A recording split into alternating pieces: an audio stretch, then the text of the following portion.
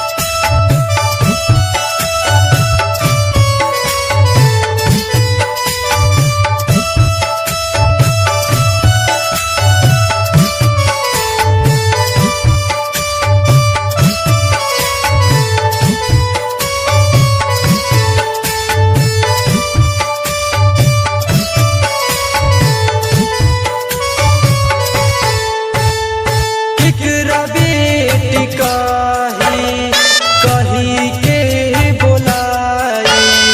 कैसे तोरा बिना घरवा मुस्कुराई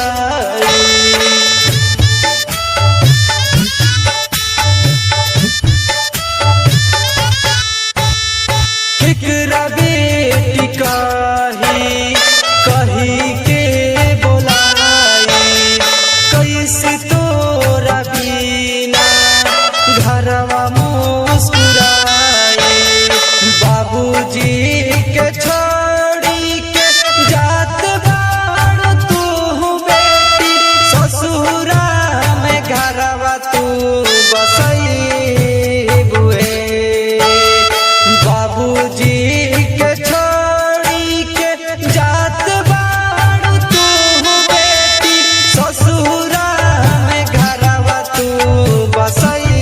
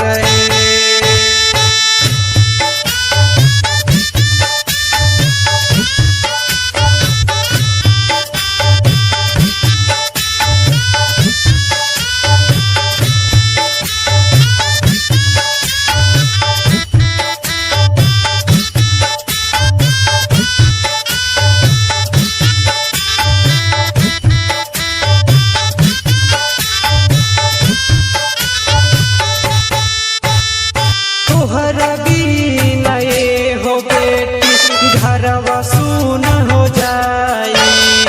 ससुरा में जाके तू हो जाईबू पराई